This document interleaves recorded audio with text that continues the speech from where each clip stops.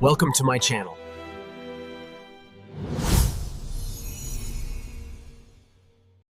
The rain in Lochdubh did not fall so much as it drifted, a fine, persistent har that clung to the heather and turned the mountains into ghost shapes against a slate-grey sky. It was the sort of morning that demanded a man remain indoors, preferably with his feet near a peat fire and a large mug of black coffee in his hand. Police Constable Hamish Macbeth was currently engaged in exactly that pursuit. He sat in the kitchen of the police station, his long, lanky frame draped over a wooden chair that had seen better decades. His shock of ginger hair was uncombed, and his hazel eyes were fixed dreamily on the steam rising from his mug. Beside him, Lugs, his dog of indeterminate breed and cynical disposition, let out a long, whistling sigh that mirrored his master's soul. The peace was absolute. The phone had not rung in hours, and the local poachers, of whom Hamish was occasionally a silent partner, were likely sleeping off late at night. He had a nice piece of poached salmon tucked away for lunch. His only ambition for the day was to avoid the notice of his superiors in Strathbane. This tranquillity was shattered by the aggressive roar of an engine that had no business on a single-track Highland road. A bright yellow Humvee, looking like a vulgar Tonka toy against the ancient stone of the village, came screeching to a halt outside the Lochdubh hotel. Out stepped a man who looked like he had been curated by an expensive London tailor with a grudge against subtlety. "Oh no," Hamish murmured to Lugs. "That'll be the one Mrs. Kennedy was warning us about." The man was Julian Vane, a lifestyle consultant and self-proclaimed gourmet who had recently purchased the old Croft house on the hill. Vane was a Sassenach of the most exhausting variety, the kind who spoke loudly to waiters, complained about the lack of artisanal sourdough in the Highlands, and viewed the locals as quaint, slightly dim-witted background actors in his personal drama. Vane stood on the damp pavement, shivering in a cashmere coat that probably cost more than Hamish's annual salary. He waved a manicured hand dismissively at the mist. "It's damp, isn't it?" Vane's voice carried through the thin Highland air, sharp and impatient. He was shouting at Archie McLean, who was trying to lead a cow past the yellow monstrosity. "Does it ever stop being so oppressive? And where on earth is the nearest organic delicatessen? I was told this was a destination village." Archie didn't answer.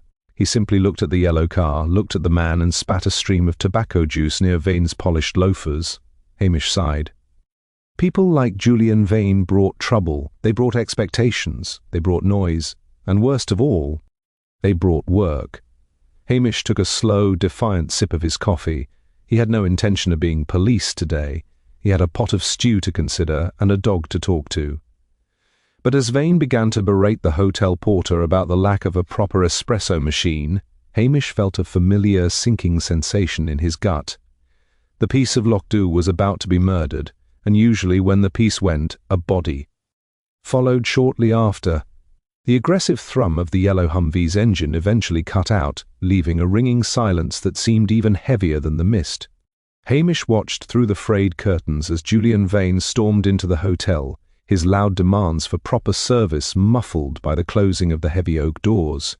Hamish settled back into his chair, hoping that Vane's presence would be someone else's problem, specifically the hotel manager's, but the Highlands have a way of punishing such optimism.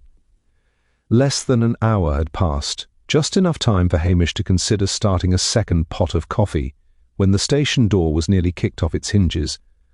Archie McLean stood there, his face a weathered mask of grim satisfaction mixed with genuine alarm.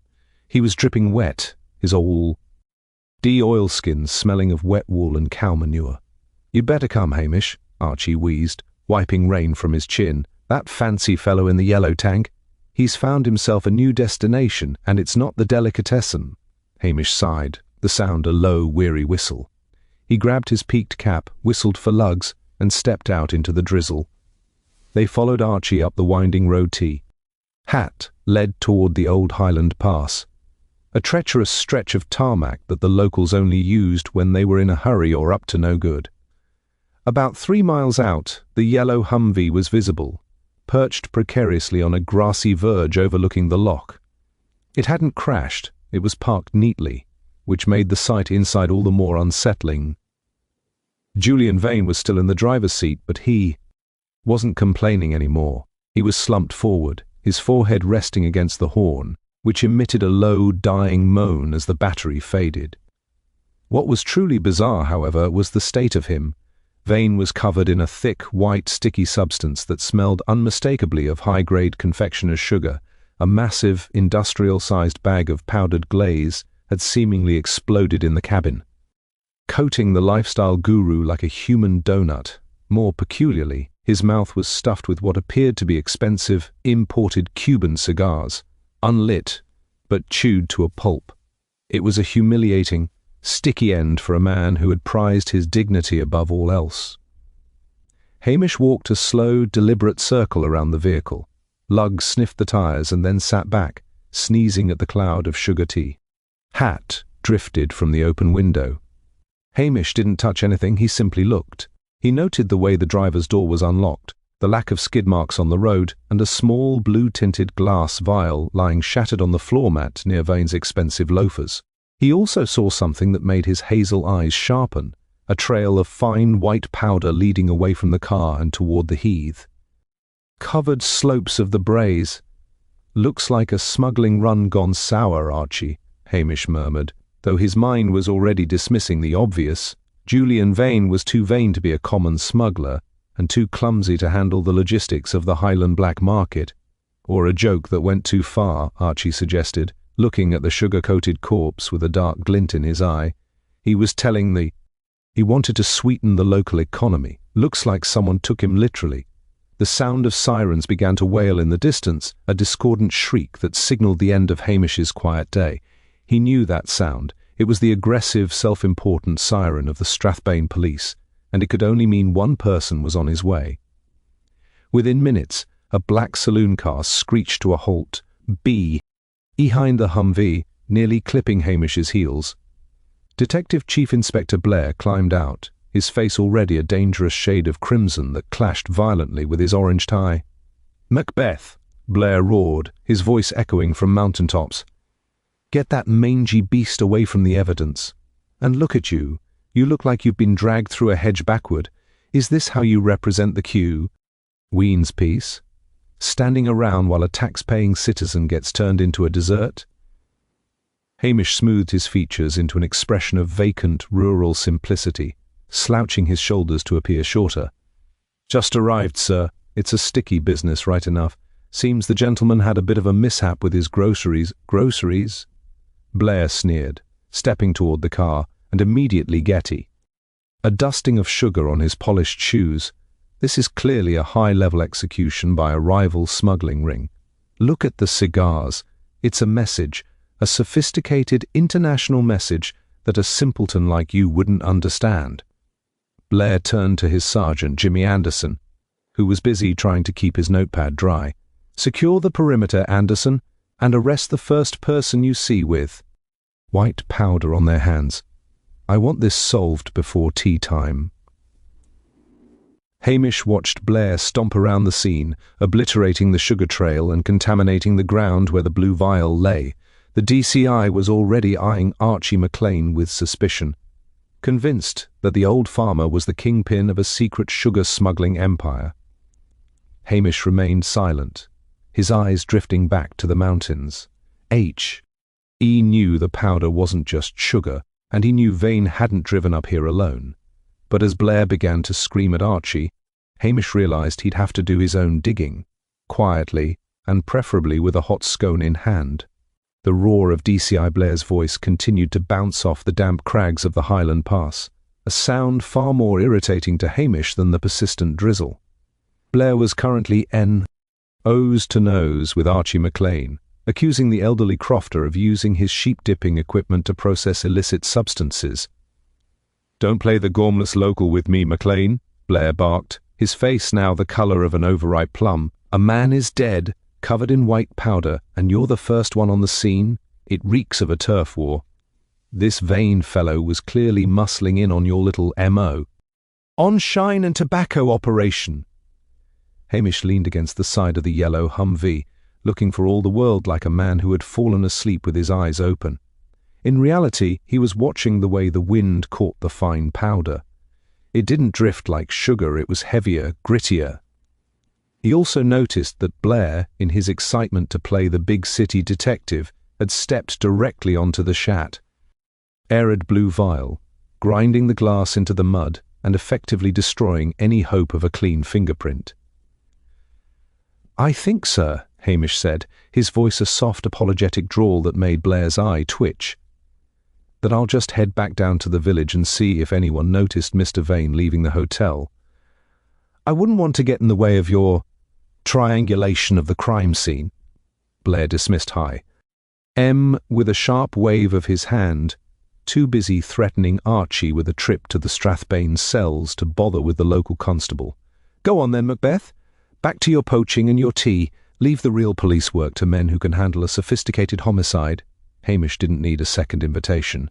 He whistled for lugs, and the two of them began the long, damp trek back toward Lochdubh.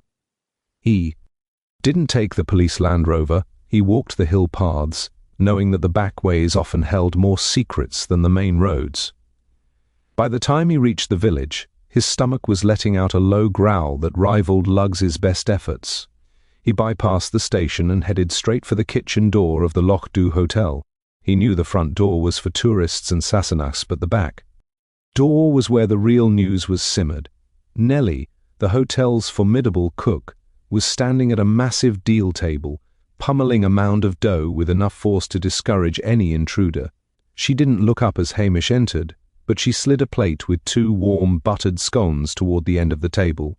"He's dead, then? That loud one with the yellow car?" she asked, her voice as dry as the FL. "Are on her arms."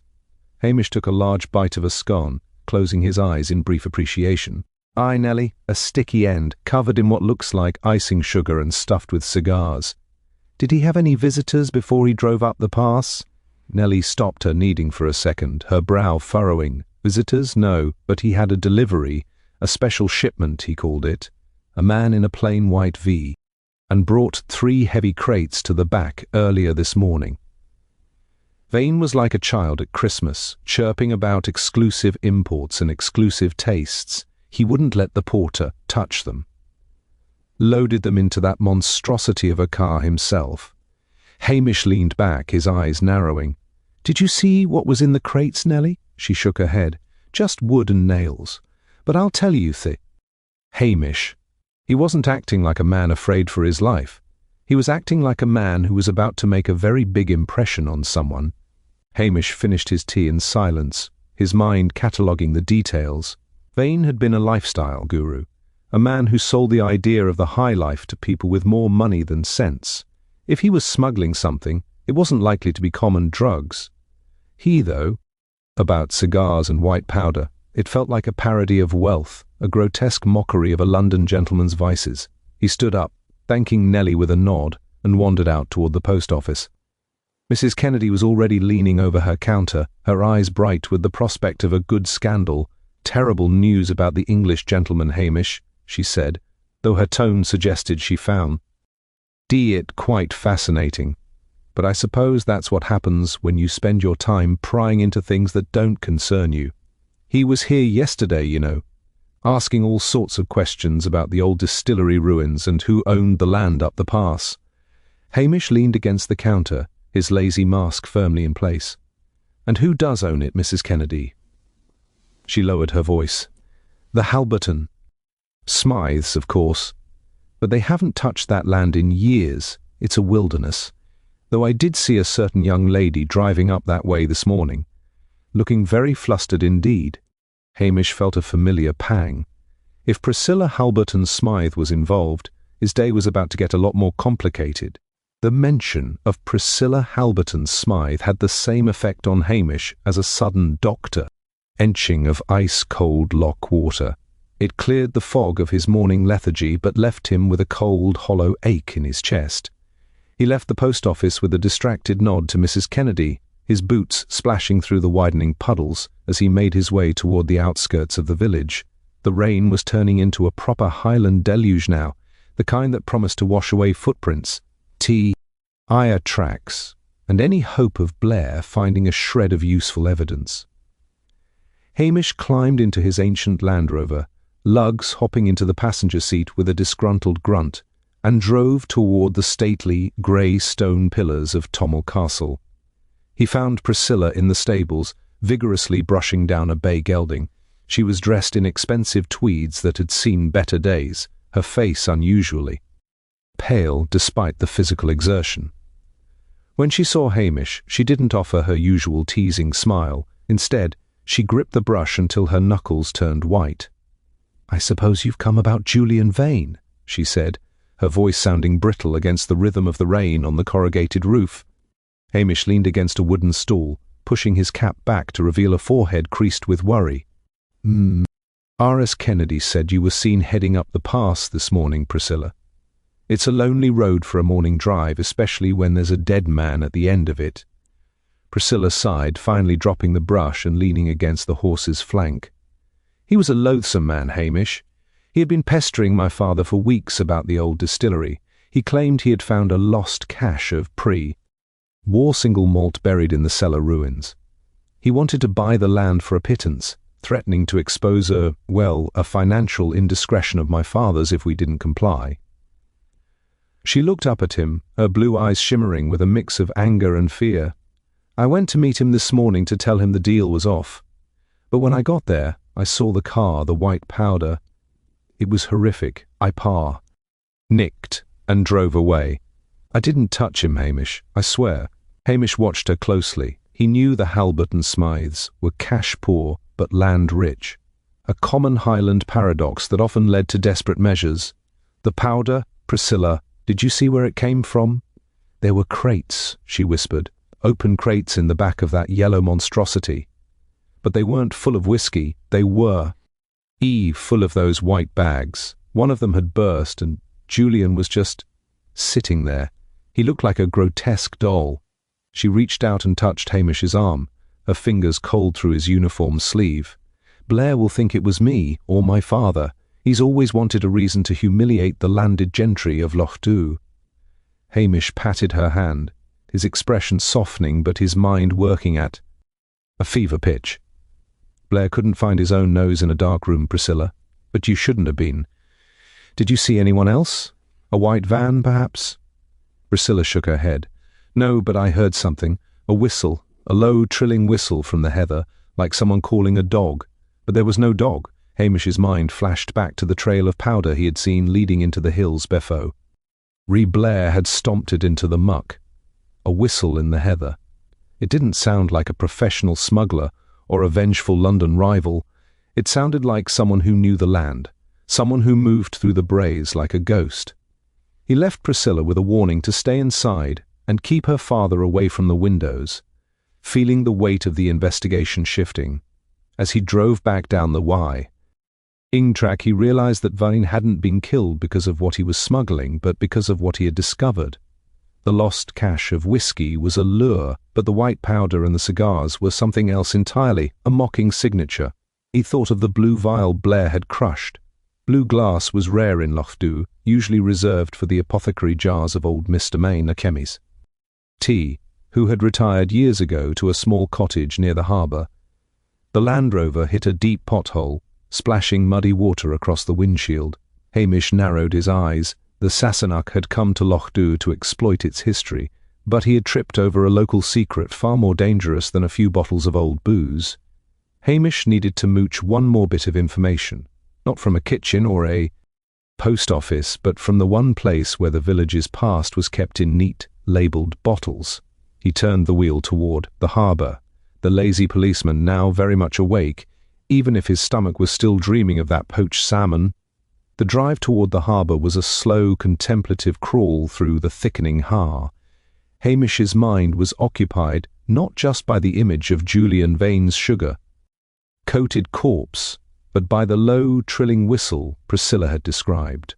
It was a sound that belonged to the hills, not to the high-stakes world of international smuggling that Blair was currently shouting about in his mobile phone.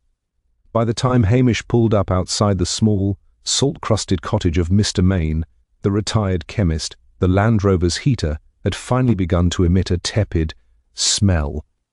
Ling of wet dog warmth. Mr. Main was a man as brittle and transparent as the glassware he used to keep. He opened the door only a crack, his watery eyes peering out at Hamish with a mixture of annoyance and deep-seated caution. "I've no prescriptions here, Macbeth," he wheezed, "and if you're looking for a drama to keep the damp out, you're at the wrong door." "It's not a drama I'm after, Mr. Main," Hamish said, adopting his most harmless, lean-against-the-lintel pose. "I was just wondering about those old blue glass vials you used to stock, the ones for the heavy sedatives. I saw one today, smashed up on the pass, and I wondered if anyone had been by lately asking for the old stock." The old man's face went stiff. He looked past Hamish toward the grey, churning waters of the loch before, stepping back and gesturing him inside. The cottage smelled of eucalyptus and ancient dust. "A vial, you say? I haven't sold one of those in 20 years, but someone did come by, a week ago, asked if I had any historical chemicals left over from the distillery days, said he was doing a study on the old industrial processes of the Highlands. Was it the English gentleman, Mr. Vane?" Hamish Ked. "No," Main spat, the words sounding like a dry leaf skittering across stone. "It was a local, or at least he sounded local enough, had a heavy coat on and a cap pulled low. He was interested in the white lead and the old arsenic compounds, but I told him I'd disposed of all that years ago. The only thing I had left was a box of old labels and a few empty cobalt vials. He bought the lot for £10 and left."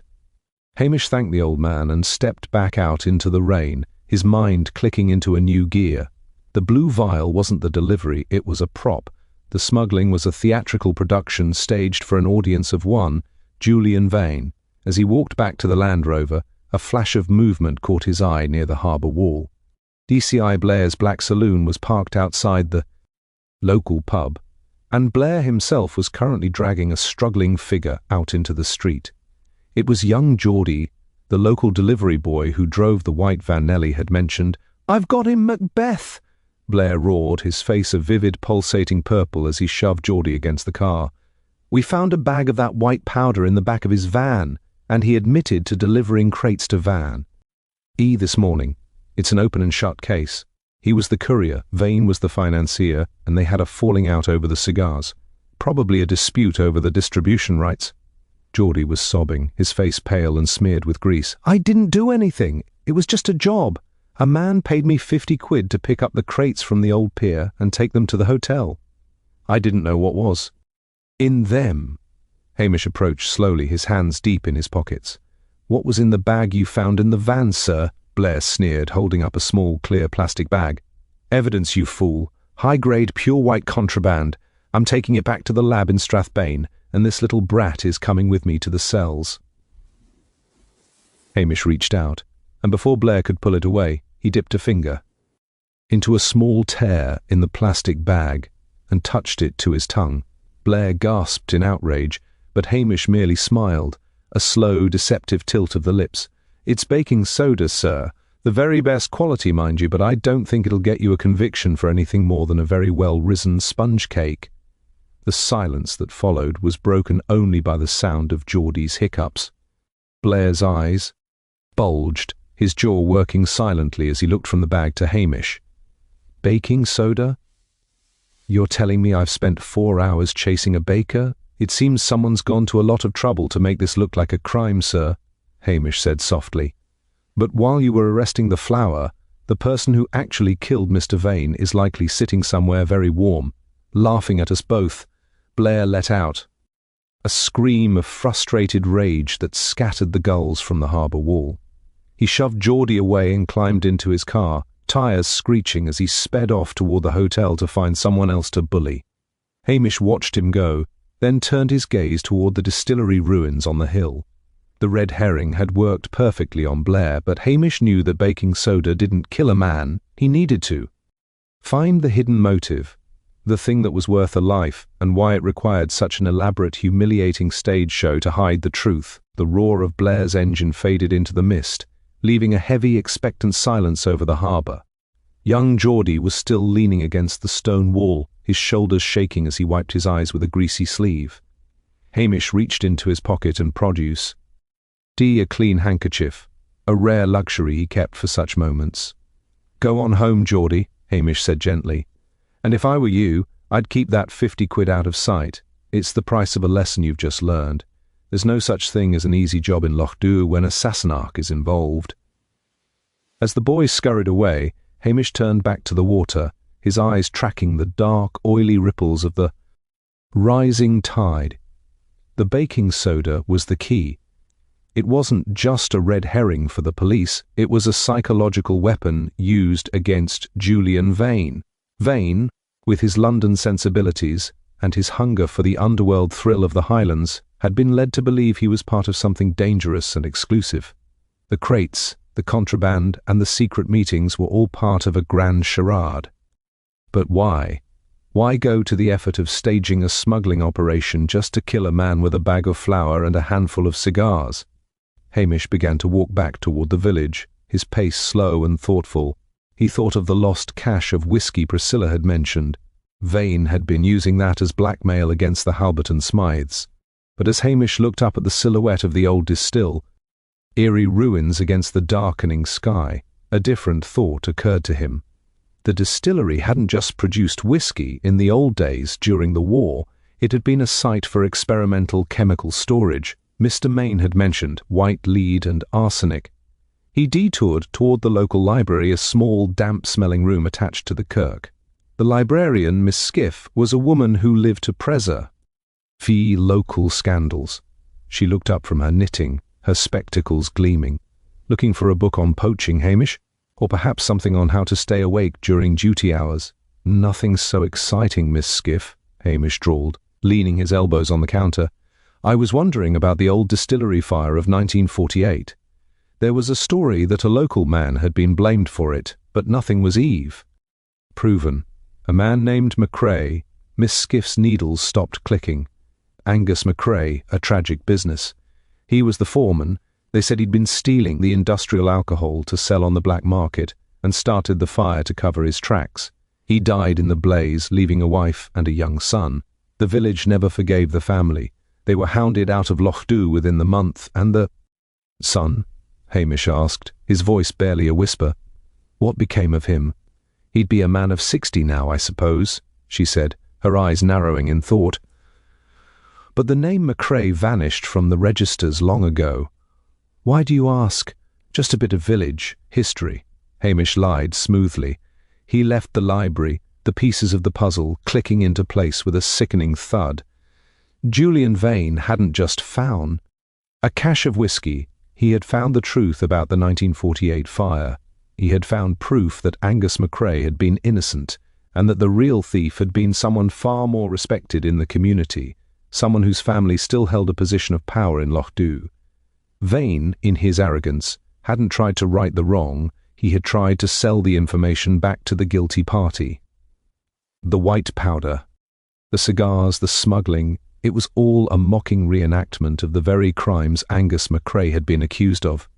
The killer hadn't just wanted Vane dead, they wanted him to die in a way that mirrored the black market legend of 1948.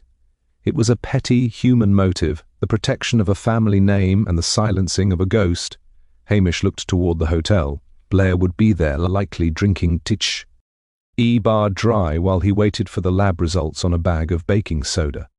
Meanwhile, the person who had lured Vane up to the pass with promises of a smuggling deal was likely watching from the shadows of the high street. Hamish knew the trilling whistle wasn't a dog call. It was a signal, a McCrae family signal that had once been used by the foresters in the glen. He felt a cold drip of rain slide down his neck. He knew who the helpful local was now, the one who had been so eager to point the finger at the outsiders. He needed to set a trap, one that would force the killer to step out of the fog and into the light. But to do that, Hamish would have to play the fool one last time. The damp chill of the library stayed with Hamish as he stepped back out into the darkening evening.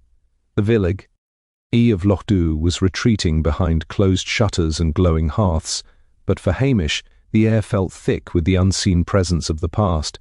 He knew now that the lifestyle guru, Julian Vane, had blundered into a decades-old wound, thinking he could turn the McCrae tragedy into a profitable bit of blackmail. Vane had underestimated the long memory of the Highlands and the lengths a man would Go to keep his father's sins buried.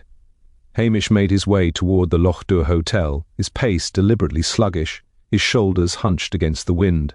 He found DCI Blair in the residence lounge, surrounded by empty glasses and looking like a man who was ready to bite the head off a rusty nail.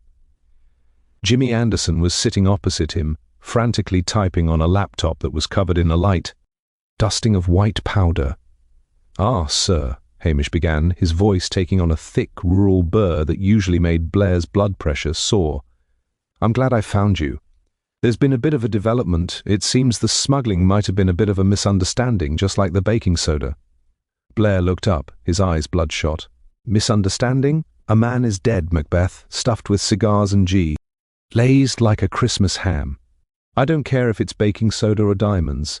Someone is going to jail for this, and if it isn't that van driver, it'll be you for wasting my time." Hamish flinched with practiced timidity. "Well, sir, I was just up at the old distillery ruins, looking for that lost cache Mr. Vane was always talking about. And I think I found it, or at least I found where he was supposed to meet his contact tonight to finalize the deal. I found a note, sir, tucked under a stone near the old storage vats." Blair's ears practically pricked up. "A note? Why didn't you secure it, you incompetent peasant?" "Oh, I didn't want to touch it, sir," Hamish said, looking down at his boots. "I thought it might be a trap. It said something about the McCrae ledger and meeting at Midney." To hand over the original documents that prove the 1948 fire was an inside job. It was signed with a trilling mark, like a bird's whistle. Blair stood up so fast he nearly overturned the table. "A ledger? Proof of a 50-year-old crime? That's the motive. Vane wasn't a smuggler, he was a blackmailer. Anderson, get the gear, we're going to the distillery." "But sir," Hamish interjected. E-note said the meeting was at the old pier near the salt sheds. The distillery was just a landmark, and the note mentioned that if the police showed up, the papers would be thrown into the lock. "I think it's best if I go alone, looking like I'm just on my rounds, while you and your team hide in the shadows of the sheds." Blair sneered, his greed for a career-defining collar overriding his calm. "On sense. You? Handle a midnight sting? You trip over your own feet and alert the whole county. We'll do it my way. You go to the pier, look lazy as usual, and we'll be in the salt sheds. When the killer shows up, I'll make the arrest." Hamish nodded obediently, though his mind was sharp and clear. There was no note and there was no ledger, but there was a killer who would be watching. By Fay eating Blair this story, Hamish was essentially broadcasting a message to the village. The secret of 1948 was about to surface, and the only way to stop it was to come to the pier. He left the hotel and walked toward the harbour, the sound of his own footsteps echoing on the wet cobbles. He knew he was being watched. The trilling whistle he'd heard earlier wasn't a ghost. It was the sound of someone who had lived their whole life in the shadows of a lie. Hamish didn't go to the pier immediately. He stopped at the station to collect lugs and a heavy, battery-powered torch. "Tonight, lugs?" Hamish whispered as they headed toward the salt sheds. "We see if the man who turned Mr. Vane into a donut has the stomach for a real confrontation." He knew Blair would be hunkered down in the sheds free, easing and irritable, but Hamish didn't plan on waiting for the killer to come to him. He knew exactly who had been helpful enough to point the finger at the outsiders, and he knew that person couldn't resist the chance to destroy the McCrae ledger once and for all. The trap was set, not just for the killer, but for the truth itself to finally come home to Lochdubh, the salt sheds at the edge o'. Lochdubh harbour were cavernous, draughty structures that smelled of ancient brine and decaying timber. Inside the furthest shed, DCI Blair and a shivering Sergeant Anderson were hunkered down behind a stack of rusted lobster creels, their breath blooming in the frigid air. Hamish stood outside on the pier, the beam of his torch cutting a lonely path through the swirling har. He looked exactly Lick. A man who was bored, cold, and utterly out of his depth, a prop in a drama he had carefully scripted. Lugg sat perfectly still beside him, his ears pricked toward the rustle of the marram grass near the dunes. "He's not coming, Macbeth," Blair's hoarse whisper carried from the shadows, dripping with venom. "We've been here an hour. You've been led on a wild goose chase by a ghost, you gingerhead." "Ed, idiot." If I don't see a suspect in 5 minutes, I'm hauling you back to Strathbane for obstruction." Hamish didn't answer. He was hearing sounds that did not belong to the wind or the tide. And then it came, the low, trilling whistle, vibrating with a desperate, frantic energy. It didn't come from the dunes, but from the darkness beneath the pier itself.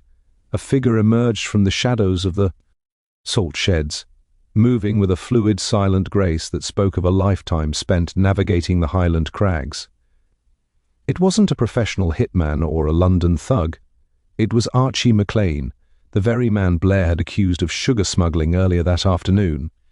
But Archie wasn't carrying sheep dip. He was holding a heavy, iron-headed gaff, and his eyes, usually twinkling with mischief, were flat and hard, like polished flint. "I knew you couldn't leave it be, Hamish," Archie said, his voice a low growl that skipped the usual pleasantries. The English fellow was one thing. He was a parasite, prying into graves that should have stayed shut. "But you're one of us. You should have known better than to go digging for that ledger." Hamish stepped back, his torch beam illuminating the desperation on Archie. "Face. There is no ledger, Archie. I made it up to see who would show up to burn it. Julian Vane didn't find any papers. He just found the old chemical records at the apothecary's, and he guessed the rest. He realized your father wasn't the one who started the fire in 48.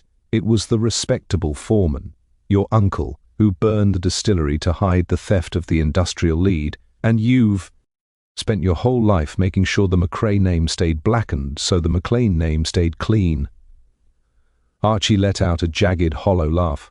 "My uncle was a pillar of this village. He built the school, he funded the kirk. I wasn't going to let some flashy Sassenach tear down 50 years of respectability just to sell a story to the Sunday papers." Vane thought he was clever, luring me up the past W. Ith talk of a partnership. He thought he was playing a game of smugglers. I just gave him the ending he deserved. "The baking soda and the cigars," Hamish murmured. "A mocking tribute to the black market crimes your family got away with." Archie lunged then, the heavy gaff swinging in a lethal arc. Hamish showing the deceptive speed of a man who spent his life climbing hills after stray sheep. Ducked the blow and pivoted. Archie was strong, fueled by a lifetime of resentment, but he was old. Before he could swing again, Blair burst from the shadows of the salt shed, tripping over a lobster creel and sprawling face first into the wet sand. "Police, you're under arrest!" Blair screamed from the ground, his dignity entirely evaporated as he tried to disentangle his coat from a piece of net. Ting! The interruption gave Archie a moment of panic. He turned to flee toward the water, but Luggs was already there, a low, guttural snarl vibrating in his throat as he blocked the path. Hamish stepped in, his long arms reaching out to pin Archie's wrists with a strength that made the old crofter gasp.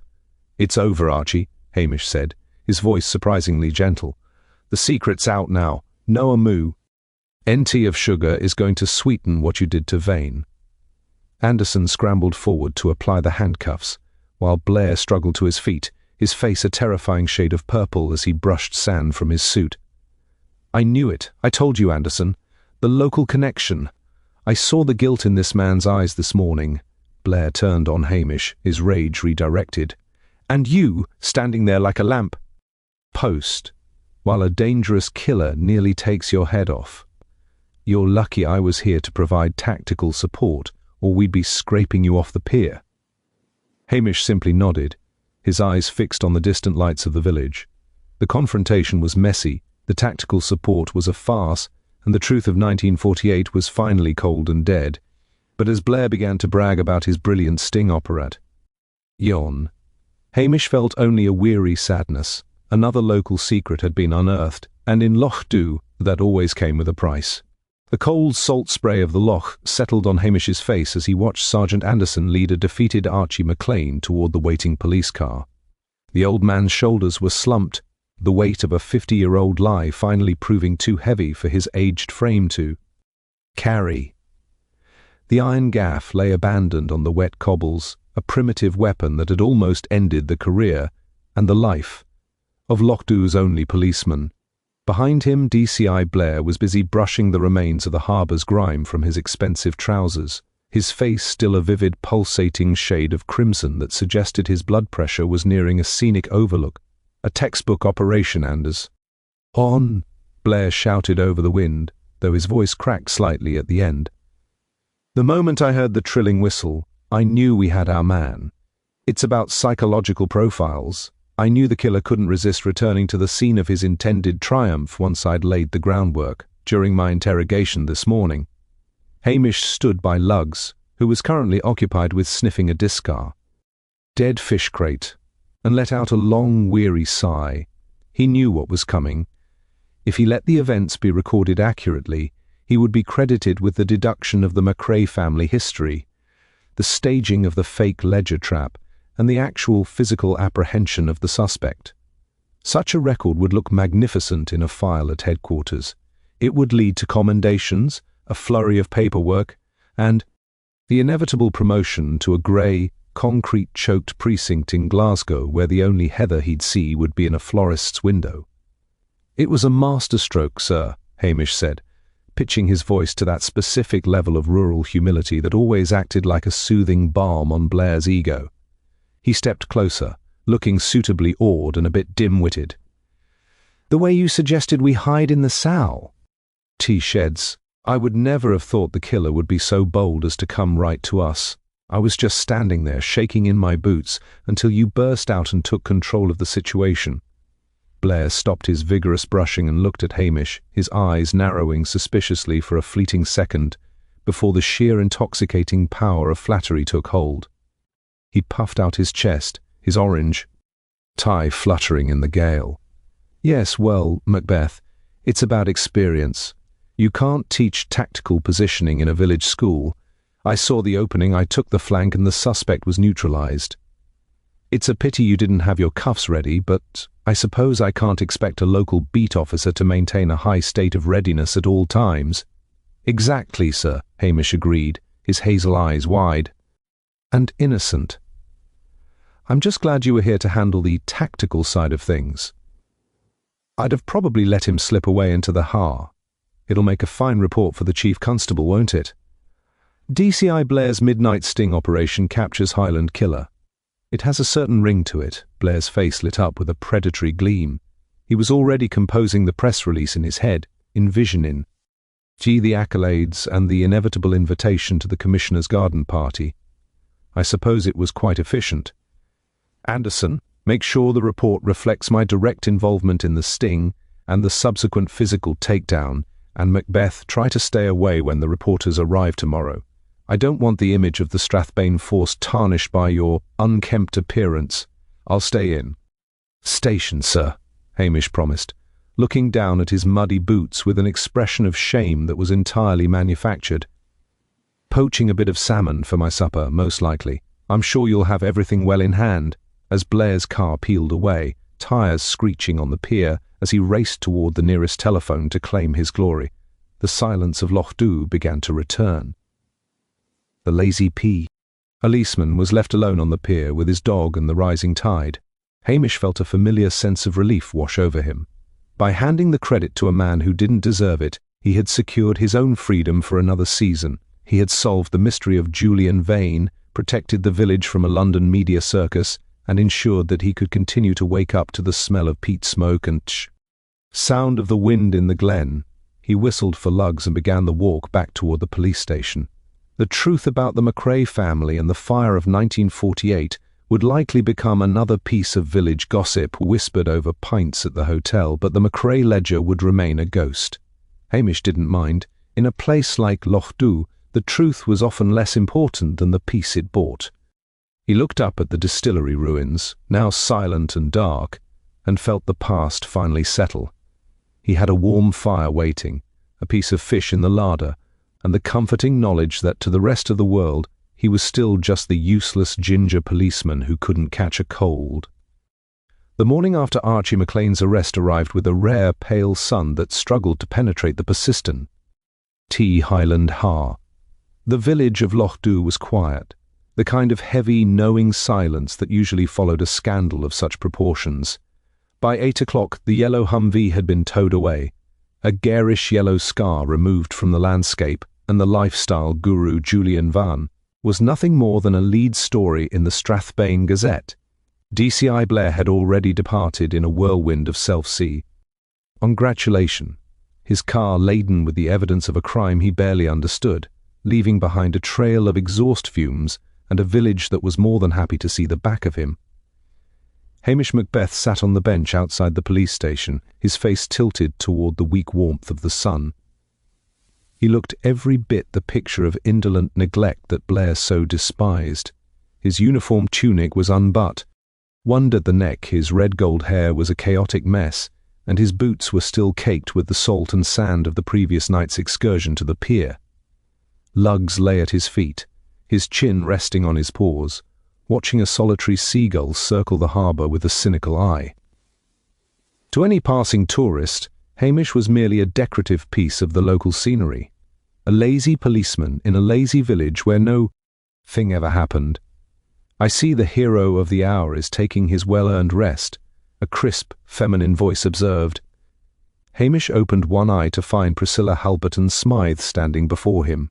She was dressed in an elegant tweed suit that looked as if it had never encountered a drop of Highland rain, and her blue eyes were dancing with a mixture of amusement and relief.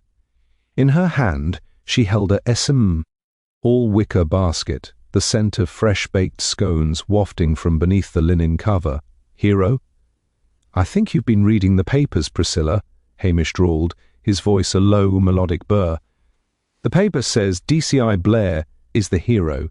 It says he used superior tactical awareness to trap a dangerous killer in a midnight sting. I'm just the fellow who stood there and got sand in his socks." Priscilla sat beside him, the wood of the bench creaking softly. "The village knows better, Hamish. Mrs. Kennedy saw you walking toward the harbour with that look on your face, and Nellie says you were asking about blue vials long before Blair even knew what a chemist was. You've saved my father a great deal of embarrassment, and you've saved Geordie from a life of being blamed for things he didn't under."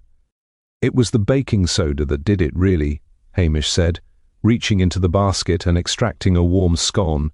"A man who dies covered in flour and cigars is a man who was killed by a parody. Archie couldn't stand that Vane was trying to profit from the Macrae tragedy. He wanted the outsider to look as ridiculous in death as the Macraes were made to look in life. It was a very Highland case of vengeance, dark, quiet, and a bit messy." Priscilla watched him as he ate, her expression softening. "And now Blair gets the promotion, and you stay here in your little station with your dog and your poached salmon. Doesn't it bother you, Hamish, to let a man like that take the credit for your mind?" Hamish swallowed the last of the scone and looked out toward the mountains where the shadows were shifting as the clouds moved. "It's a small price to pay for peace, Priscilla. If I were a hero, I'd be sitting in an office in Glasgow wearing a tie that chokes me and filling out forms in triplicate about stolen bicycles and shoplifting. Here I can hear the wind, I can talk to lugs, and I don't have to look at a yellow Humvee every time I go for a walk." She laughed, a silver sound that seemed to brighten the morning more than the sun ever could. "You're a deep one, Hamish Macbeth. Deeper than the loch itself." She stood up, smoothing her skirt, and began to walk back toward the hotel. Hamish watched her go, a faint, wistful smile touching his lips. He knew the status quo had been restored. The Sassenach influence had been purged. The local secret had been buried once more, albeit with a different name on the headstone, and the lazy policeman was safe in his beloved Lochdubh for another season. He whistled for lugs and stood up, stretching his long limbs until his joints popped. He had a nice piece of salmon waiting in the larder, a fresh pot of coffee to brew, and a long afternoon of doing absolutely nothing ahead of him. As he stepped back into the station and closed the door against the rising wind, the only sound left in the square was the cry of the gulls and the gentle rhythmic lap of the water against the pier. The mystery was over, the credit was gone, and for Hamish Macbeth, that was the most satisfying ending of all. The soft clicking of Priscilla's heels on the cobbles eventually faded, replaced by the rhythmic thwack-thwack of a distant boat engine out on the water. Hamish remained by the door for a moment, the empty wicker basket still in his hand and the taste of butter and raspberry jam lingering on his tongue. It was the kind of morning that felt like a gift, yet experience told him that in Lochdubh The aftermath of a murder was never quite as tidy as the newspapers suggested. While DCI Blair was likely already halfway to Strathbane, mentally rehearsing his speech for the chief constable, Hamish knew there was still a lingering shadow in the glen that hadn't been fully dispelled by the clink of Archie McLean's handcuffs. He walked back into the kitchen and set the basket on the table. Lugs followed, his nose twitching as he investigated a stray crumb. Hamish's gaze fell upon his old, battered map of the Braes, pinned to the wall with a pair of rusted tacks. He thought about the trilling whistle Priscilla had heard and the smuggling ruse Archie had used to lure Vane to his end. Archie had been a desperate man protecting a family name, but Archie was also a man who had never travelled further than Inverness. The elaborate setup, the confectioner's sugar, the spec, Ific choice of cigars, the white lead law, possessed a theatrical flair that didn't quite sit right with the Archie McLean Hamish had known for 15 years. Archie was a soil man, not a stage man. "Lugs," Hamish said softly, "I think we've been looking at the play, but we haven't looked at the director." He reached for his coat again, ignoring the internal plea for a nap. There was one person he hadn't mooched a word from yet, someone who had been curiously silent throughout the entire circus. He headed out toward the old harbour master's office, a tiny stone hut that sat like a limpet on the edge of the breakwater. Inside he found Angus McRae's grandson, Ian, a man who had returned to the village only 6 months ago under the guise of an architectural consultant. Ian was sitting at a desk cluttered with blueprints, his back to the door. "It's a fine morning for a clean conscience, Ian," Hamish said, leaning against the doorframe. Ian turned slowly. He was a younger man, with the same sharp, flinty eyes that Miss Skiff had described in the old registers. He didn't look surprised to see the village policeman. "The papers say the case is closed, Macbeth. Blair's got his man. Dutch. McLean family finally paid their debt." "Aye, the papers say a lot of things," Hamish drawled, his hazel eyes fixed on a small blue glass vial sitting on Ian's desk, the exact mate to the one Blair had crushed on the pass.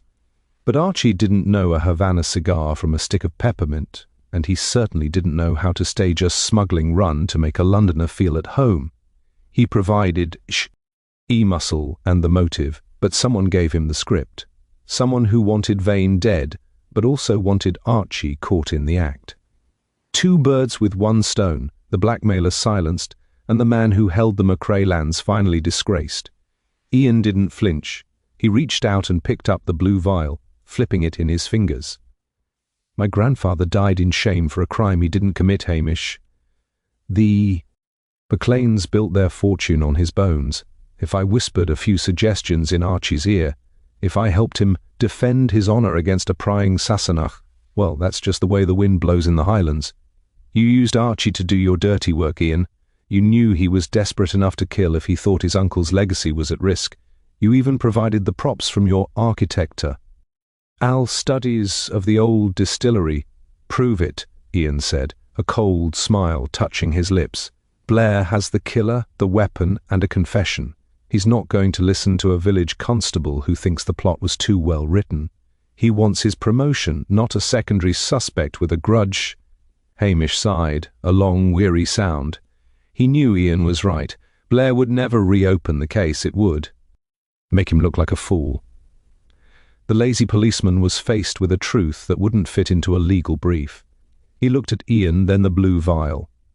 Justice in the Highlands was often a crooked thing, as winding as the roads themselves. He could bring Ian in, but without Archie's testimony, and Archie would never admit he was manipulated by a tookster half his age. The charges would never stick. Yo. "All right, Ian," Hamish said, straightening his cap.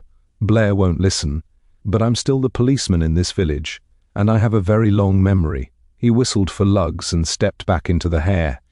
He hadn't gotten a confession that would hold up in Strathbane, but he had seen the heart of the matter. He would keep his eye on Ian McRae. In Lochdubh, everyone eventually tripped over their OWN secrets. Hamish was a man who could wait a lifetime for a fall. The walk back from the harbour master's office felt longer than usual, the damp air pressing against Hamish's face with the weight of unspoken truths. He had seen the mastermind behind the curtain, but in the peculiar, often frustrating world of Highland justice. Some truths were destined to remain as murky as the depths of the Loch. Ian McCrae had played a dangerous game, using an old man's fear to settle a family score, and while he might walk free today, Hamish knew that the village of Lochdubh had its own way of balancing the scales. When he reached the police station, he found a small group of locals gathered near the post office, their voices low and urgent. The news of Archie McLean's arrest had finally begun to sink in, but it wasn't Archie they were discussing, it was Ian McCrae. As it turned out, the architectural consultant had overplayed his hand.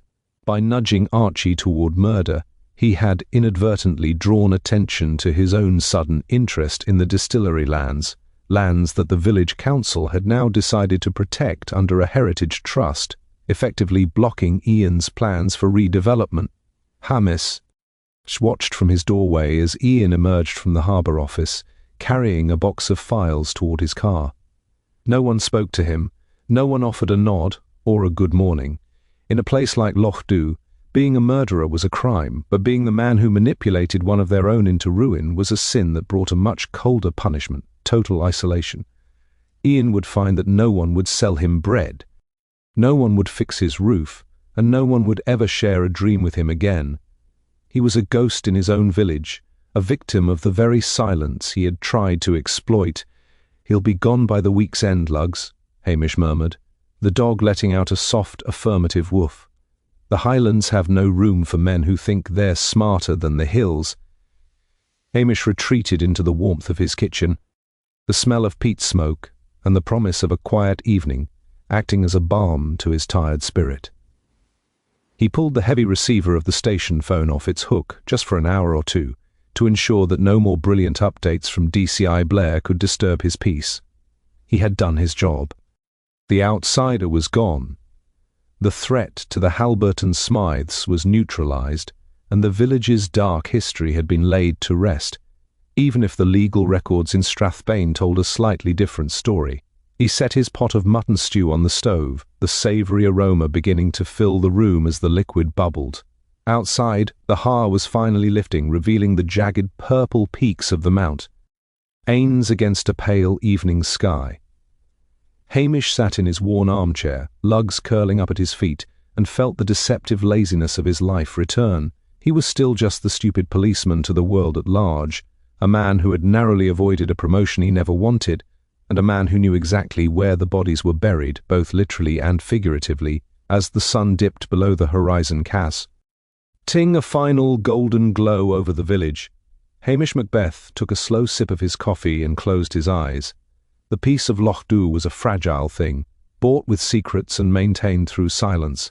But for tonight, it was absolute. He had his dog, he had his stew, and he had the comfort of knowing that in the Highlands the past eventually finds its own way home.